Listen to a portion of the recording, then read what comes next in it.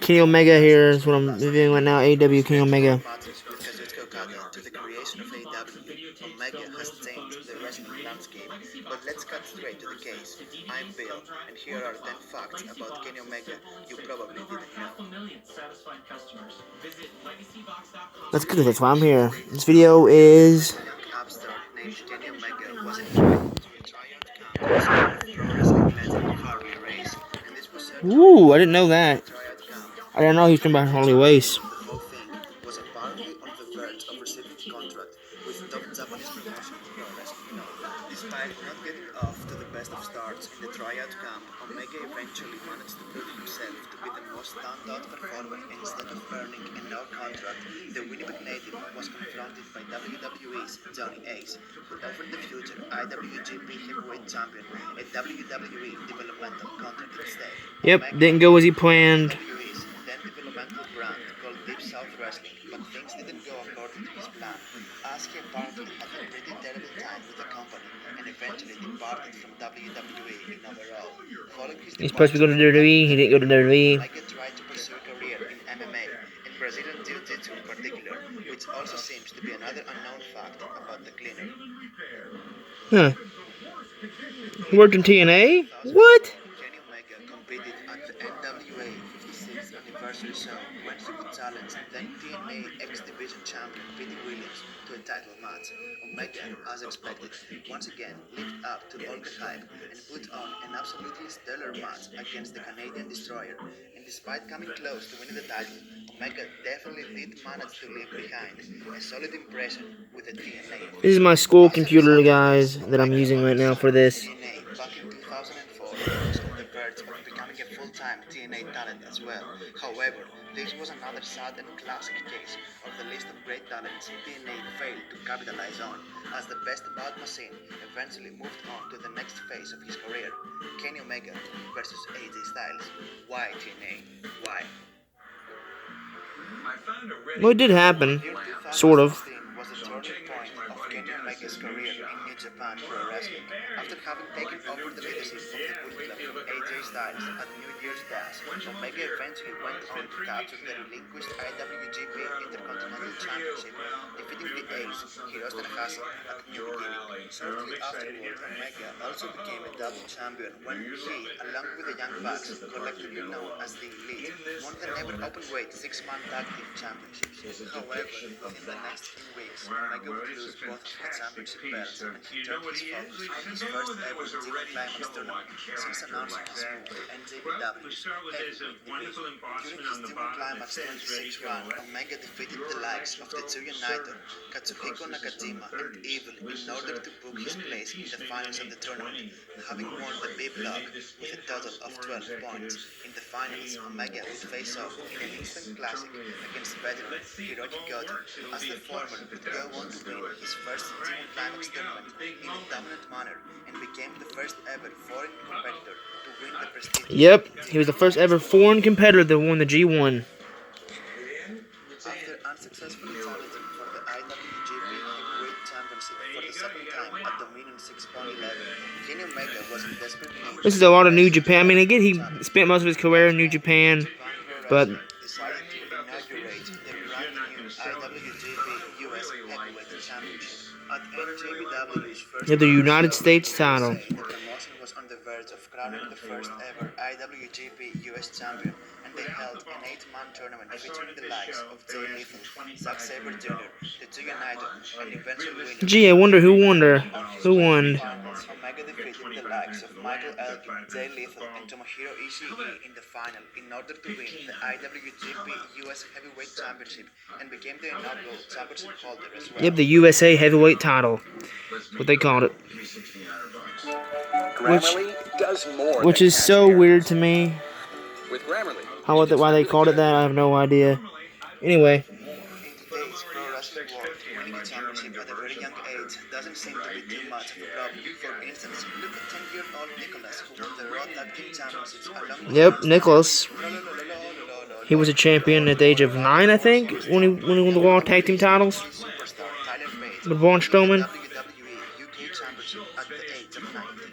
While growing up, Kenny Omega initially started training with a local hometown promotion named Top Rope Championship Wrestling, which is solely based in Winnipeg, and during the initial stages of his career, Omega was taken under the wing of TCW promoter Bobby J, with whom Omega previously met while working at a local IGA store. During his training years under Bobby J, a 16-year-old Tyson Smith, his real-life name, eventually went on to develop his wrestling gimmick as a Hawaiian surfer, Kenny Omega.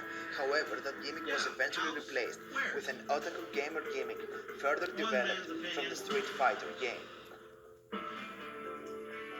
When storage units are abandoned. Throughout his career, Kenny Omega has competed for several top global promotions as well as for notable top independent promotions, and one of those is Pro Wrestling Guerrilla.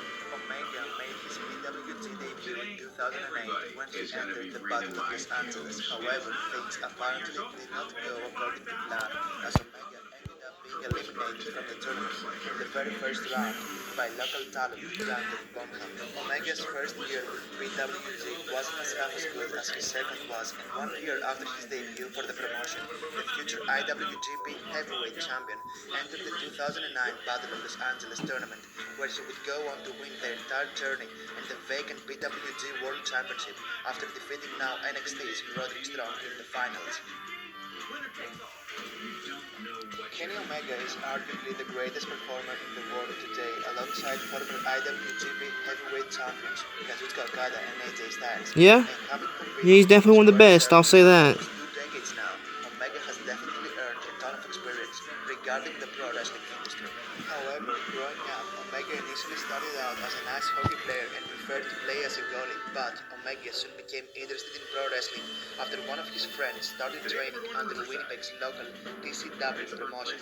This eventually prompted Omega to pursue a career in professional wrestling, dropped his ice hockey plans, and, as aforementioned, began training under TCW trainer Bobby J. Despite being billed as the best bar machine, reigning AEW Tag Team Champion, a 6-star match machine, and a fluent Japanese speaker, Omega is also a huge gaming fan. After all, Omega's wrestling gimmick is inspired from a Final Fantasy VII character, and his finishing maneuver, the One-Winged Angel, is also inspired from Final Fantasy's Sephiroth. Omega, who recently portrayed the Cody Travers character in Street Fighter V, is also good friends with WWE superstar Xavier Woods, who is also another huge fan of video games as well. Both Omega and Woods competed in a Street Fighter V gaming tournament at the E3 convention. Both men were accompanied by their respective Elite and New Day stablemates as well. You know what? I'm gonna be the Walker Whisperer today.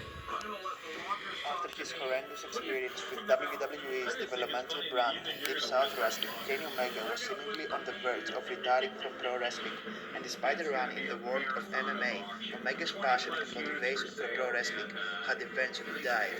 Omega reportedly also got himself a full-time job at a network. However, prior to his altogether retirement from professional wrestling, Omega had one last match in himself when a local promoter booked him in a one-on-one match against AJ Styles, and the former had made up his mind to wrestle the match and retired afterwards. However, what followed was one of the most inspiring stories in the world of pro wrestling, as Omega got completely blown away by AJ's in-ring athleticism that eventually re-established his love for pro wrestling. Omega eventually made his way back to professional wrestling thanks to the Phenomenal One, and followed it up with one of the most successful careers in pro wrestling history. It means wow. When Kenny Omega made his debut for NJPW back in 2010, he initially started out in the promotion as a junior heavyweight alongside his good friend Kota Ibushi as part of the Golden Lovers tag team. Within the first few years of Omega's NJPW career, he mostly competed as a tag team wrestler in the junior heavyweight division, winning the IWGP Junior Heavyweight Tag Team titles with Ibushi on several occasions. However, within the next 4 years, Omega finally penned down a contract with New Japan Pro Wrestling and simultaneously departed from DDT, and at the 2014 Power Struggle pay-per-view, Omega finally made his match-awaited debut for New Japan, officially under contract this time. Upon his re-debut for NJPW, Omega shocked the entire world as he turned heel for the very first time in New Japan Pro Wrestling, when he joined the company's most legendary faction, the Bullet Club. And despite not entertaining the idea of joining the All Guy Gene stable, Omega immediately set his sights on the IWGP Junior Heavyweight Championship, becoming the Bullet Club's official Junior Heavyweight representative. Omega eventually became a two-time Junior Heavyweight Champion as part of the Bullet Club, and following the departure of AJ Styles from the faction, Omega became the group's heavyweight representative, as he went on to capture the IWGP Heavyweight title for the first time in his career at Dominion 6.9. Following Omega's historic title win, he became only the second person after Nobuhiko Takada who have ever held the IWGP Junior Heavyweight and Heavyweight titles at least once in their careers. So guys, that was the video. Did you know about all of those facts? Which ones are Several of them, yes. Not all of them.